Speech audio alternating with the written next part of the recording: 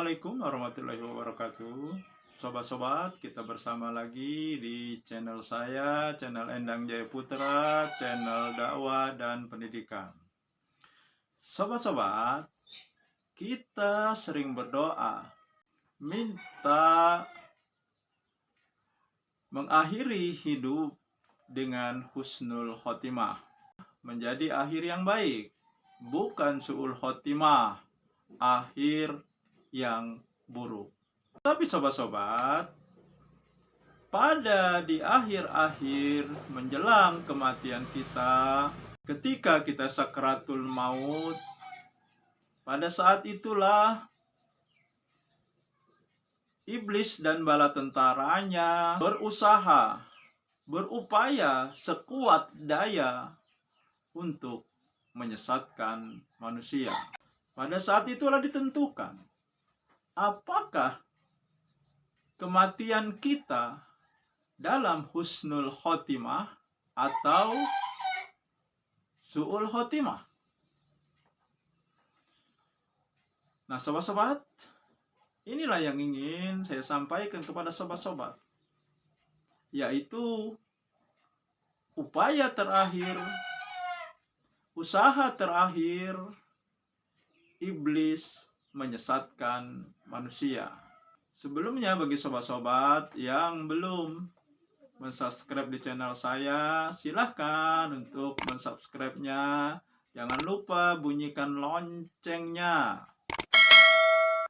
like dan share-nya.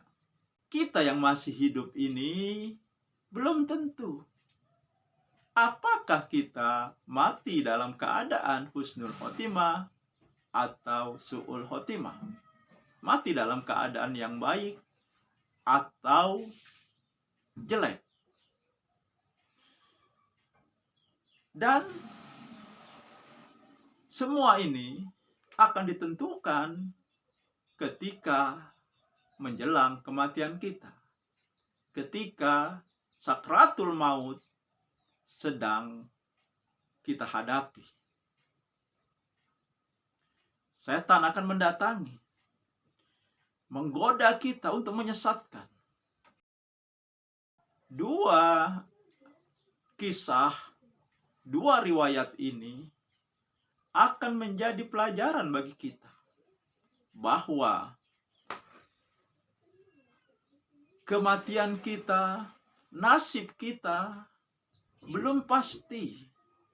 Bisa saja kita seorang ahli ibadah, namun ketika menjelang kematiannya, dia menjadi orang yang kafir dan mati dalam kekafiran. Itulah mati dalam su'ul khotimah. Atau seorang yang ahli maksiat, bisa saja menjelang kematiannya dia mati dalam husnul khotimah. Ada seorang ahli ibadah yang bernama Barsesu, tetapi dia jatuh dalam godaan iblis dan melakukan perzinahan dengan seorang gadis, sampai akhirnya gadis tersebut mengandung. Barsesu ketakutan perbuatannya akan diketahui oleh orang lain. Maka iblis kembali menggodanya, mendatanginya, membujuknya. Engkau ini adalah orang terhormat, Barsesu. Engkau ahli ibadah, dikenal orang yang baik. Kalau peristiwa ini diketahui oleh masyarakat, oleh umum, maka namamu akan tercemar. Namamu akan buruk, namamu akan jelek. Kau bunuh saja gadis itu dan kuburkan secara diam-diam, sehingga orang tidak akan mengetahui perbuatanmu ini. Barsesu mengikuti bujukan iblis, petunjuk iblis tersebut. dibunuhnya gadis tersebut dan dikuburkannya di rumahnya. Pada satu malam, setan mendatangi keempat saudara gadis tersebut dalam mimpi-mimpi mereka. Dalam mimpi tersebut, setan mengatakan kepada keempat saudara gadis tersebut bahwa adiknya sudah dibunuh oleh Barseso, sang ahli ibadah, dan dikuburkan di rumahnya. Keempatnya mengalami mimpi yang sama. Kemudian mereka mendatangi penguasa, minta tolong kepada penguasa untuk mendatangi Barseso, sang ahli ibadah. Sebelum mereka datang ke rumah Barseso, sampai ke rumah Barseso, iblis kembali mendatangi Barseso. Wahai Barseso, sekarang penguasa dan keempat saudara gadis yang kau jinahi dan yang kau bunuh, yang kau kuburkan di rumah kau ini, sedang menuju ke tempat engkau. Dan tentu saja engkau tidak bisa mengelak, karena bukti itu ada di rumah engkau. Sebenarnya akulah yang membuat engkau bermasalah seperti ini, Barseso.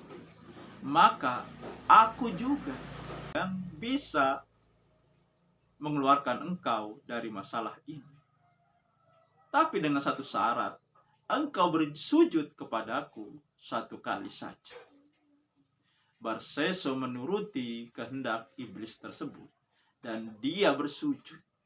Dengan bersujudnya Barseso kepada iblis, sobat-sobat, berarti dia sudah kafir.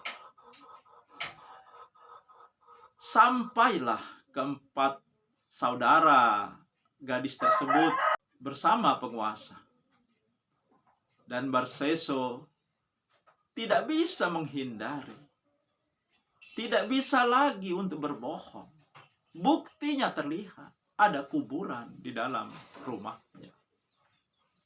Dan bagaimanakah iblis pada saat itu? Begitu Barseso sudah bersujud kepada iblis, iblis meninggalkannya. Iblis mengingkari janjinya. Itulah iblis. Iblis menjanjikan sesuatu, tetapi diingkarinya. Iblis meninggalkan Barseso, dan Barseso diadili dan dihukum mati dalam keadaan kafir. Itulah sobat-sobat, mati dalam su'ul khotimah. Kisah lain, dan ini tercatat dalam hadis Bukhari. Seorang pembunuh sudah membunuh 99 orang, sobat-sobat. Akan tetapi timbul hidayah dalam hatinya untuk bertobat. Dia mendatangi seorang pendeta Yahudi, seorang rahib, dan mengatakan keinginannya untuk bertobat.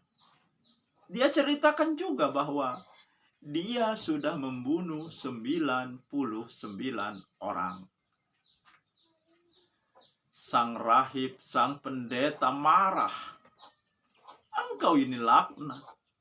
Engkau ini pembunuh. Dosamu sangat besar. Mendapat perkataan seperti itu. Dibunuhnya juga sang pendeta, sang rahib tersebut. Lengkaplah sobat-sobat, dia membunuh menjadi 100 orang.